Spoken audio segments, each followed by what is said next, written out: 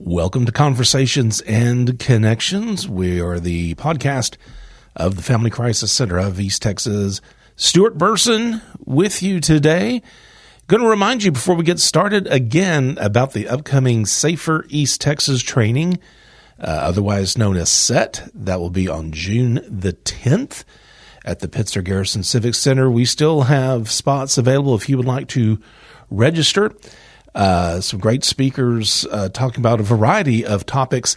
And, of course, anybody is welcome to attend, but this is probably really geared towards law enforcement, nursing, those in the legal profession, social workers, folks in those fields. We are going to offer for law enforcement, there's going to be 8 TCOL hours available. There's going to be 6 continuing education, legal education hours, 8 continuing nursing education hours, and we also have some continuing social work education hours as well at the Safer East Texas training. Again, that's coming up on June the 10th. In fact, me and Will, my coworker, pounded the pavement the other day, passing out flyers, going around to law enforcement. We did go to the Lufkin PD. We also went to the Angelina County Sheriff's Office. We went to a lot of attorneys' offices there in downtown, went to some of the doctor's offices, went to the hospitals to try and just let people know about the Safer East Texas training coming up. Also, the Blueberry Cupcake Battle, that's just a few days after that. That's going to be on June the 13th in Nacogdoches. And, of course, the Family Crisis Center has a big history with the Blueberry Festival by always sponsoring the Blueberry Cupcake Battle. If you want to show off your culinary skills or if you just want to see some awesome creations by our community members, check out the Blueberry Cupcake Battle at the Blueberry Festival in Nacogdoches. That'll be on June the 13th. And if you want more information, if you want to register for SET or go ahead and register now for the Blueberry Cupcake Battle, you can contact Mallory Harris at our office. That number is 936-639-1681. Something else I just want to let everybody know, if you're listening through the link that we provide on our Facebook, on the Podbean app or the Podbean page, if you are an avid listener of podcasts, we are also available on Spotify, Apple Podcasts, Amazon's music app. Also, we are just now brand new to iHeartRadio.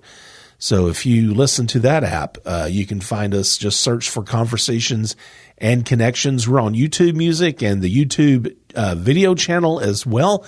The podcast isn't video, it's audio, but we are available on YouTube, whether it be the YouTube, the standard YouTube channel, or on YouTube Music.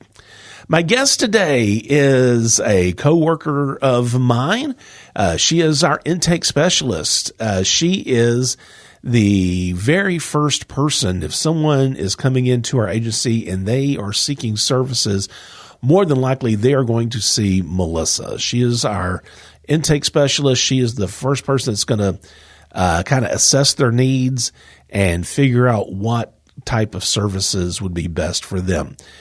So let's get on with our conversation with intake specialist Melisa Youngblood.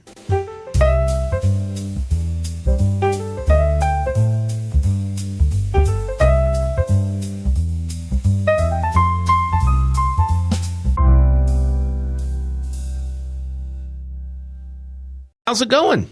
It's going great, Stuart. Well, you just got back from a big conference? The Crimes Against Women's Conference in Dallas. Okay. And they had you up high. They did, on the 22nd floor. Not a big elevator fan. So kind of messed with your hearing, or your ears just a little bit, right? Mm-hmm. So also you just came off call as well. I did. Yeah. At 2:00. So what's that like? Being on call? Yeah. It wasn't a lot this time.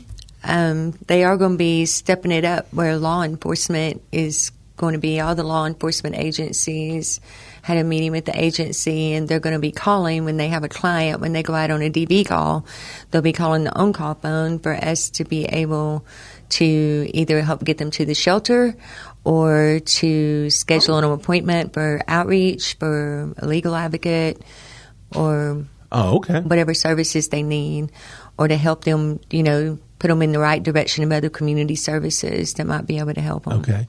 And, well, and I know this isn't exactly what we had before we started recording that we were going to talk about, but let's kind of go back a little bit. What does it mean to be on call? What does that entail? To be on call, we have 14 advocates, I believe it is. So we each have the on-call phone for a week at a time. And while we're on call, it's for sexual assault nurse examination calls and IPV strangulation calls. We are the advocate that is there for that victim, so they don't have to be re-victimized over and over again and tell that story over and over again. They can tell it to us, and then we can go from there. Okay. But we're there to help them emotionally. I mean, I've done things like brought up music on YouTube to make them more comfortable. Yeah. Or just most of the time they just need somebody to sit there beside them. Okay. Yeah. Well, that's, I always, of course, I'm one of those that's never on call because Right. I'm definitely not an advocate, but I always hear all the advocates talk about, whose turn it is to be on call and everything. How long are you on call for? 7 days, 1 Okay. week, but it's 24 hours. Okay. So you get a call So at it's 2 day and o'clock in the night. morning. And most things happen in the middle of the night. Yeah. Oh, okay. So with your job, it's in your title is what are they calling you these days? The intake specialist. So Yes. so the intake specialist, you're really, I guess, the first face that potential clients see. Yes. When they come to the agency. What does exactly that role entail? It is. It's very much frontline. But I started out with the crisis center as a crisis worker. Okay. Yeah, on midnight to noon for 3 years before I moved up front to the intake specialist. The intake specialist up front, you are frontline for outreach clients that need protective orders, that need help with divorces, they need a legal advocate, or they need direction for housing or waivers for electricity deposits, things of that nature. They need a self-sufficiency advocate. They may need a trauma counselor for the trauma that they've endured. So what I do is I hear their story, I take pictures if need be, and I enter them into our system. I do the documents, have them sign all the documents and the contracts, and I send the referrals to the necessary advocate to help them move forward. Yeah. Okay. What does the process look like? Someone comes in, you're seeing them for the first time. What kind of questions do you ask? What is it? I guess it's your job to assess the situation, I guess, to see what kind of services they may need, right? Yes. First, I have to establish that they, we serve victims of domestic violence, sexual assault, and human trafficking. So I have to ask the appropriate questions to make sure that we can help them as a client. And if we can't, then I'll refer them to other community services. But basically, when they walk in, I say, tell me what's going on. Why do you think you need our services? And then they tell me their story. Usually they tell me in reverse what just happened either that week or the week before, and then what's been going on, for any length of time, for me to be able to determine what kind of services that they need. Yeah. Yeah. How, you're talking to people that may be at some of the lowest points in their life. Yes. How does that affect you? Like, do you take that home with you, or how hard is it not to take these burdens home with you every night? I guess when I first started, it did seem hard or heavy, I guess. Yeah. But I've learned. I've been with the crisis center starting my 11th year in August, so it's not anymore. I know how to surrender it. Does that make sense? Yeah. I know how to surrender it and just let it go. My mantra is if I can't control it, it doesn't belong in my brain. Okay.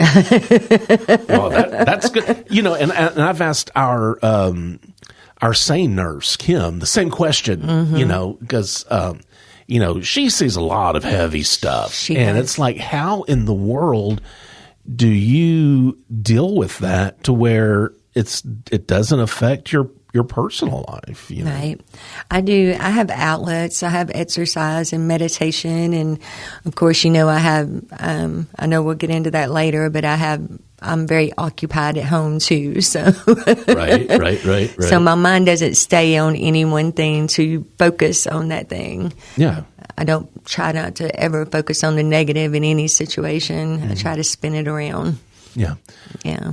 How's it talking with the clients? Do most of them, obviously, they want help. They're coming to us. But do you ever have a client, it's really hard for them to talk about what has happened, but you need to know that information? The only ones I have tried to work with that it's been that way, they've been made to come to us by CPS or some other functioning agency. They have to come, you know. Well, so they don't want to share what's been going on with them because they don't agree with what's going on in their life at the time. Well, how hard does that make your job when you're dealing with something like that? Well, it doesn't really make it hard. I just let them know these are your choices, you know, and this is what we have to offer. And if you want to move forward and you want to move forward with not just yourself, but with your family as a whole, then these services can benefit you. Okay. But in order for me to know where to refer you and how to help you, you're going to have to share with me the truth about what's going on. So ultimately, it's still going to be up to them. It is. It's up to them. If they want and the some help do, and some don't. Yeah. You know? Yeah. It's their choice. Yeah. Right. When you talk to when you're talking to someone, have there ever been any incidents where you've had to turn someone down with, "Hey, I'm sorry, but you don't qualify for services"? Yes, we've had specifically walk-ins, and they walk in. We've had mental health, what we refer to the Birch Center, you know, and we've had when they're homeless, they're not victims of domestic violence, sexual assault, or human trafficking. They're homeless, so we have places in Lufkin where we can refer them to. Yeah, right. There's always other community resources that I can refer them to if we're not the agency that can help them. Yeah. Well, and I guess I always think, because, you know, all of my years here at the Family Crisis Center, there's been a handful of times where I've had to answer the phones up front, and you know, I'm like, oh my God. And even those few times where I've answered the phone, I think some people, they need help, whether they're homeless, they need mental health. Well, they see Family Crisis Center. Yes. Without really maybe knowing what our mission is. And so they call. And so I guess it's safe to assume that some people may just show up as a walk-in. Hey, I need help. And then you have to break it to them. Yes. Well, you may need assistance, but it's not assistance from us, I guess. But we have, with the coalition, we have, you know, we have every number and name of every nonprofit in Lufkin where we can refer them to get that help. Right. Yeah. Okay. So you kind of said at the beginning, when you started off at the Family Crisis Center, you weren't doing this. What were you doing when you first came on board? When I first came here to the Crisis Center? At the Family Crisis Center. When I started back in August of 2016, I was actually in my last 3 months of rehab at the Lufkin Dream Center. Okay. When Whitney hired me. Okay. Yeah. Okay. And we'll get into all of that here in a minute. So that's what I was doing. I know a lot of people, they come in and they work them, you know, up through different positions here. I was a crisis worker and then the intake specialist. Okay. Yeah. So I've seen you, I've heard you tell your story before. And Melisa, I will say, I think you really have lack for a better word, a fascinating backstory on how you arrived to where you are today. Do you mind sharing that with us? No, I don't mind. So how did you find yourself here? I mean, again, I just think your story is incredible. Thank you. So I was born and raised in Lufkin. And I'm going to ask, before you begin, I'm going to ask you, pull that microphone up to you just a little bit. There you go. Awesome. All right. So I was born and raised in Lufkin by a wonderful Christian family. When I was 17 years old, I was sexually assaulted. And I did not tell a single soul. And I did not tell a single soul until I was, I think, 50. You were there. We were at the Walk a Mile in Her Shoes at SFA. That was the first time I ever shared that story. Do you mind me asking what took you so long? And I don't mean that in an accusatory tone. Yeah. I just mean, why did you wait to tell your story then? It took years of being at the crisis center, I think, for me to have the courage to do it. And I think I kept it to myself for so long. I look back on it, I was young. And the repercussions I had in my teenage brain, it was just a lot of shame there. I had already been accepted into nursing school at that point, and it changed the whole trajectory of my life. It was, I was very much in trauma mode. But the thing that I did, though, was a couple of months later, I turned 18 years old, and I went and signed up for the United States Air Force. So I ran to structure, but I did run. They say fight, flight, or freeze. I froze, and then I flew. I did. Well, the trauma you experienced, was that the driving force for you to sign up for the Air Force? For me leaving Lufkin. Okay. Yes. I left my home, my family, everything I did. When they say flight, I did. I flew.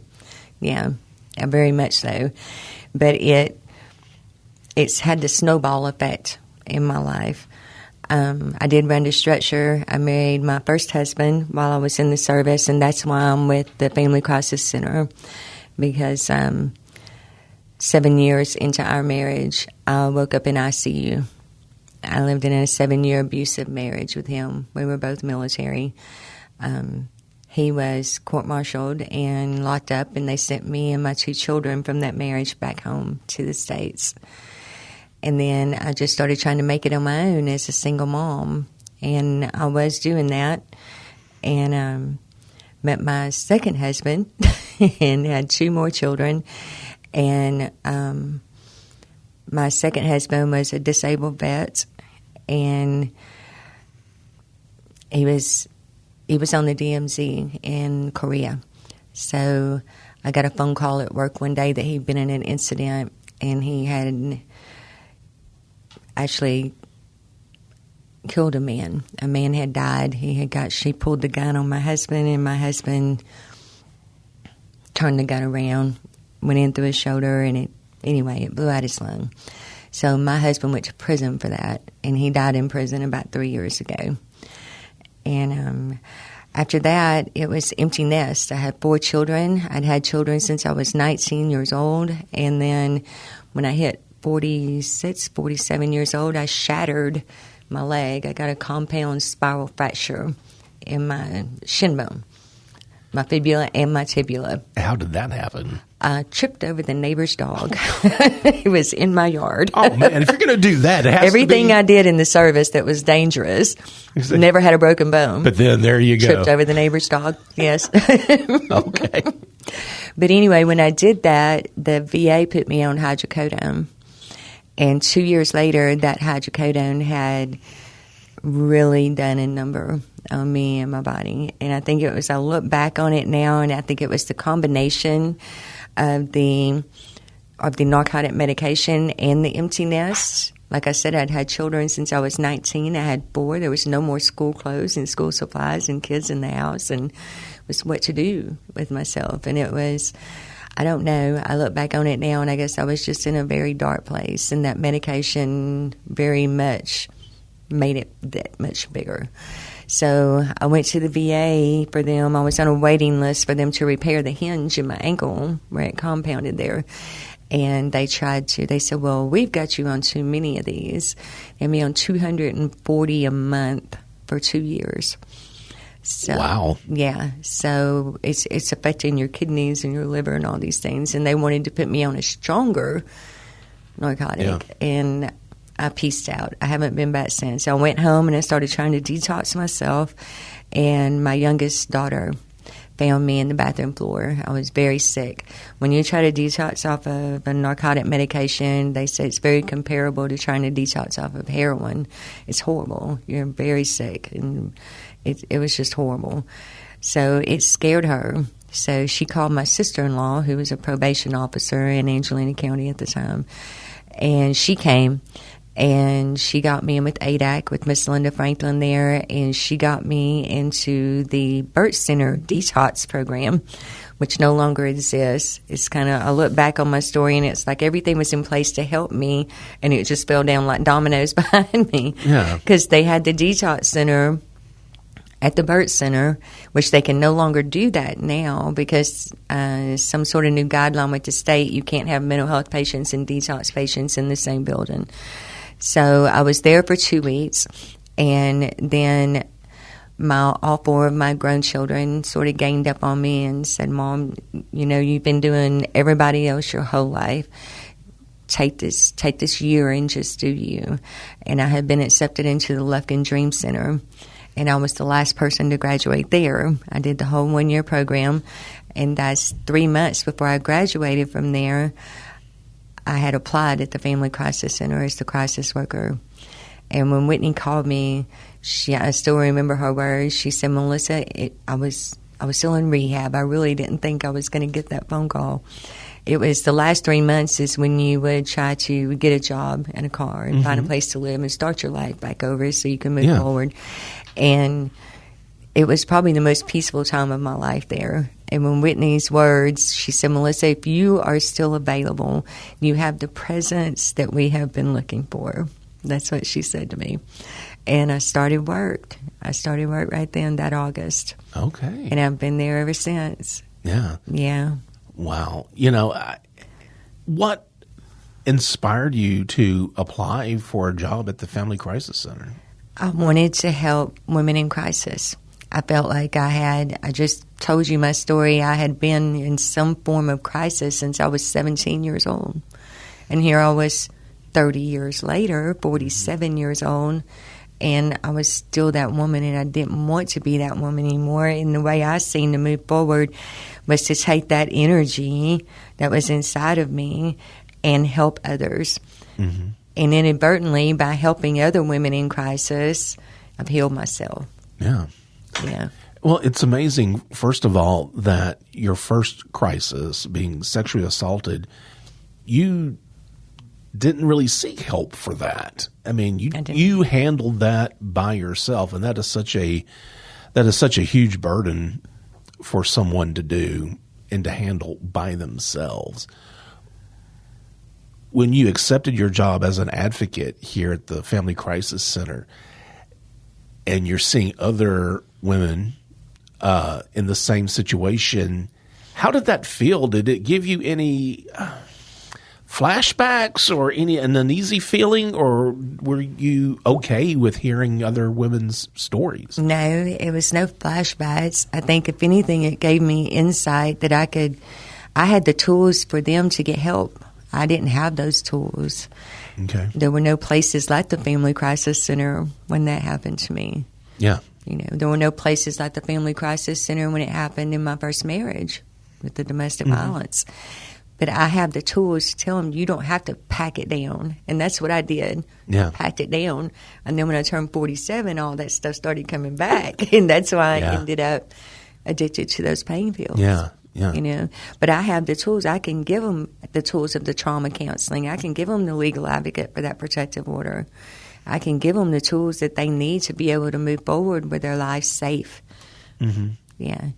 Well, and I think about, and I know better than to ask you how old you are. I'm not even going to do that. But I think you and I are probably close, around the ballpark of the same age. And I remember when I was a young adult, although being a male, we have such a big presence on the college campuses. You said you told your story about being assaulted for the first time at an event that we had at SFA. I don't remember anyone ever, when I was in freshman orientation, when we were doing all these things, I do not remember anyone informing us of services that are available to students. Because they weren't. I don't and maybe were. I don't think they were. And if they were, they were very far and in between. Well, yes. And I've had this discussion before. It's like, did they have these services and it was up to us to figure it out? They did not tell us, or did they just not have these services? Like I look at SFA now, they got that whole hub, the health center there where they have counseling. They have a whole room where you can go and just chill out, and it's nice, it's peaceful, it's dark, and everything. I can almost promise you they never had anything at the school I went to. No. They just kind of made it, I think now society as a whole, we're just more aware of of things like this. Yes. Have you ever, in your experience doing this as being an intake coordinator, have you ever talked to a male? Yes. To do an intake? Yes. And I do want to be quick to point out, that's essentially why we changed our name from the Women's Shelter of East Texas to the Family Crisis Center, because we do help men. We do have men who are clients. We will accept men in the shelter. In your experience, I'm sure there haven't been a lot of men you've done an intake for, but what is that like? How is their attitude or their demeanor when they're trying to tell their story to a woman? It's really no different than when the women tell me. I just put them at ease and just tell them this. I have services that I can help you with. I just need to know what's going on. Yeah. And it's, I think it takes some discernment too, because sometimes we'll actually get the woman comes in and the man comes in and they're in this situation. Yeah. Oh, gosh. So we'll send one to Nacogdoches, one to Lufkin. But we have had several incidents where it was the man that was the victim. And that's the way I see it, whether it's male, female, or transsexual, it doesn't matter. It doesn't matter if you walk in there. I don't care if you have purple with green polka dots. If you walk in there and you're a victim, I'm going to try to help you. Yeah.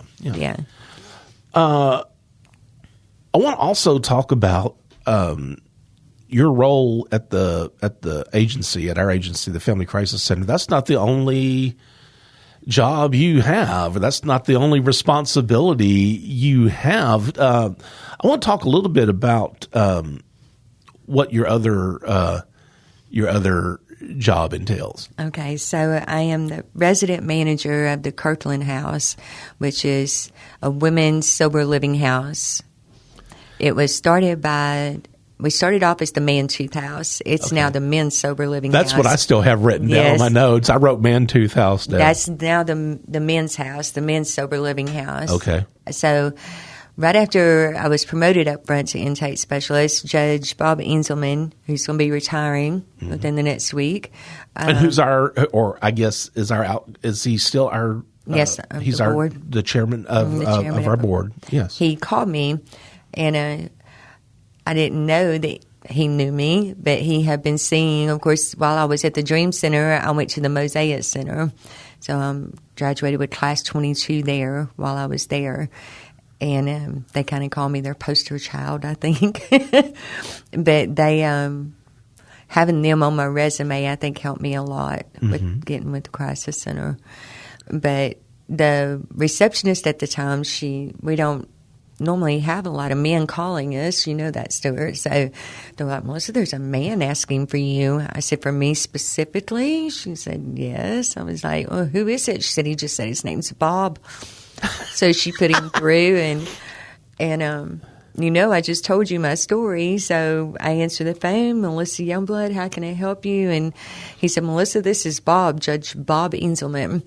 And Stuart, I like to slid out of my chair because I was like, what in the world is coming back on me now? What did I do? What did I do? What did I do? But he asked me if I had seen the news the night before, and I had, and it was where they were opening the Manshooth house. Mm-hmm. And he said that anytime, anywhere he went in Logan, he does a lot of community things. Judge Angelman does. He's a really good person with a big heart, and he said everywhere he went, my name kept coming up. And I do have a video with the Mosaic Center that tells my story and my testimony. And he was on the board there at one point, and he saw that. So he found out where I was. Heather Carty was our executive director then. And she thought that he was going to take me away. But he asked me if I'd meet him there at lunch the next day, and I did. And I went and told Heather. I met him and our BP there. And when I walked in, I just knew. I did. I just knew. I said, yeah, I think this is where I'm supposed to be. And Judge was like, okay, let's give you a tour. That was the easiest interview I've ever had. So we moved to the Kirkland house. It was just more feasible for the women to be there because when he got the grant from Temple Inland to renovate that house, it was a bathroom in each bedroom. So we have more bathrooms, for women. They were sharing 2 bathrooms with 8 women at the Manshooth house. And it was just, I think it was just more comfortable for the women down there. And for me too, yeah. But what I do there is the Sober Living House for Women. It's a program. I have 8 women living with me at all times, pretty much. And they come to me out of TDCJ's Lockdown Safe P program, which is like a lockdown rehab. There's also relapse lockdown rehab. I've had them at Evangelina County Jail. I've had them out at the shelter. Some of them just come from private rehabs. But that's the criteria is they have to have at least 30 days clean and sober in an approved facility. They come to me, I UA them, I go through their belongings, and then we do our paperwork, and they come in, and they can do 6, 9, or 12 months. Most of them stay with me 12 months unless they're there because of CPS, and then they have to go when CPS says. Is that their decision to make, 6, 9, or 12, or is that what they're told that they need to do? That's their. There are some that are mandated there. Okay. Now, if they come to me through Safe P and Angelina County Probation, then they're mandated to the house. Yeah. They have to stay. But it's never more than a year. But most ladies that are not mandated choose to stay for that year because they see it's going to be a way for them. They pay rent. They maintain a full-time job. They have to get a full-time job within 2 weeks and a sponsor. So besides working this full-time job and paying their rent, they have to attend a meeting every day. They have to do their ADAP program every day, their recovery coach, their sponsor, their steps. They're very busy ladies. So by the time they get home in the evening, they're just as tired as I am, and they're ready to take a shower and eat and go to bed. Right. We do devotion every morning. We have a house meeting every evening on basic life skills things because some of these ladies, Stuart, I love helping women in crisis. I just love what I do. But some of these ladies, they just never had a chance. I've had ladies that were never given a chance. And I've learned this past year, I helped a lady that was born in prison. She started off with no chance. She was born into no chance. And that's what her story was about. And she's doing great now.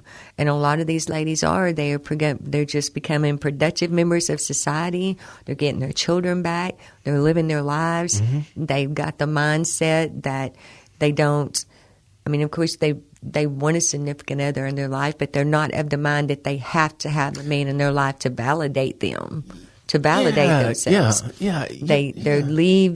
They leave my house empowered that they can do this. They can do it.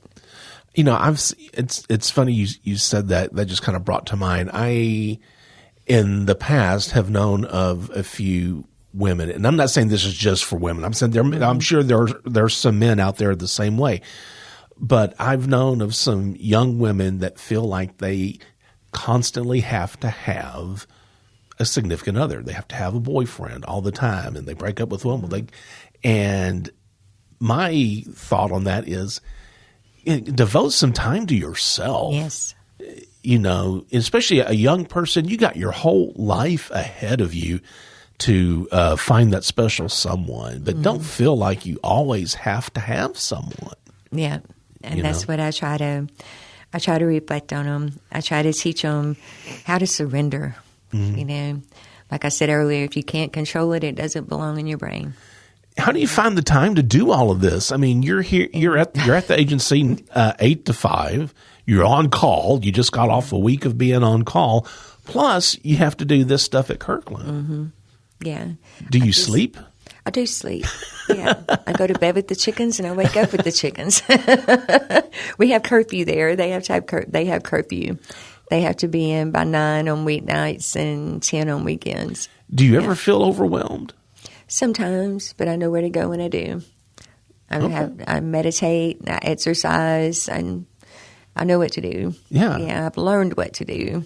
Well, I don't know how long we have worked together before I found out you used to be in the Air Force. Mm-hmm. And Melissa, I'm going to be right up front and honest with you. I do not see you in a uniform. What did you do in the Air Force? The fancy name is Aerospace Ground Equipment Technician. Basically, I was a glorified flight line mechanic. And so, next question. Did you ever think about taking the skills you've learned with that and taking that into the civilian life? And no, because by that point I was a single mom. Okay. Yeah, I didn't. I never thought about it. When I come home, like I said, the trauma was compounded by then. Yeah. So I was really trying to, just figure it out. I started doing a lot of administrative things. Before I went to rehab, I was running a gold and silver bars in Nacogdoches. Yeah.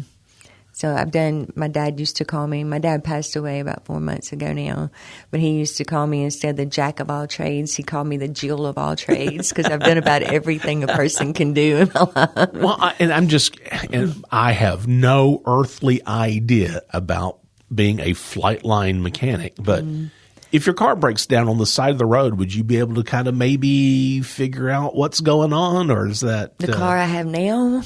It's a little fancier than what I don't know. They don't make them like they used to, but I could tell if I can wiggle the battery cables, and I can, and those kinds of things. I can tell. I know about my fluids. My dad made sure that I knew how to change a tire, and I knew how to change all the fluids in my car. That's where the mechanic skills came from. Yeah. Yeah, it was my dad. What is the thing that you really enjoy the most about what you do? In everything that you do, whether it be here at the Family Crisis Center or at Kirkland House, what is it that just keeps you going every day? I think it's just knowing. It just feels good seeing that light come on in somebody's eyes. I think a good example is the lady that we had at our last speaker we had at our last luncheon, wasn't it? You remember Regina? Oh, yes. At the Passion for Purple lunch. Yes. So when she walked into my office, she had no idea. And I knew something was going on because her breathing was so ragged. And so when that light came on, when I told her, I called Kim, and when I told her, I said, you need to go to the hospital. You need to go to the hospital now and get checked out. If she hadn't come in that day, Stuart, I don't think she would have lived, because they medevaced her straight to Tyler. Well, see, and I think that is something that people need to be aware of, is that in your job, you're not just tell me your story. Okay, you check this box, you qualify or not. You actually notice something physically not right, something wrong with this woman. Yes. And she had been strangled. Right? Yes, she had been strangled, and turns out she had an aneurysm in her carotid artery, and she had a blood clot behind her eye that was caused from the strangulation. If she had chose not to come that day, because she works nights at the state school, so if she had chose not to come home that day, to come to the crisis center that day and just go home and lay down with her twins, I don't know if she would have lived. And when you first told her that, hey, you need to get physically checked out, was she willing to do that, or was she kind of She reluctant? was. Regina, Okay. that's what I say, when you finally see that light come on, that's the reward that you get, because I'd helped Regina before, and she'd gone back, and then she left again. Mm-hmm. And when she seen that light come on, when I saw that light come on, when she seen that I knew what was going on with her, and I saw it, I saw her recognize that, yes, this just happened to me, and I need to go get help. Yeah. And it really, when she came back after coming out of the hospital, it's Tyler, and she came back to do the paperwork and stuff with our legal advocate, you could just see that light shining her. She was done and ready to move forward with her children. And just for anybody who's listening, Regina, a former client of ours, go to our YouTube channel. Go to YouTube, look up the Family Crisis Center, because the video that we had produced for the Passion for Purple Luncheon is on our YouTube channel, and it's called Regina's Story, and it's just her story itself is very, very inspiring. Phenomenal. As is yours, Melisa Youngblood. you. As is yours. I appreciate you. Thank you, Stuart. Coming on board. All right, Melisa Youngblood. She's our intake specialist at the Family Crisis Center. And I guess just like with all of our jobs, we hope you never have to see us. We hope that you never need our services. But if you do, I do also always want to give everybody our toll-free hotline number. That's 1-800-828-7233. That's 1-800-828-7233. And if you have any questions about Melisa's story, things that we've talked about on the podcast, you can email us at conversations@fccet.com. Remember, be the voice. If not for you, for someone else.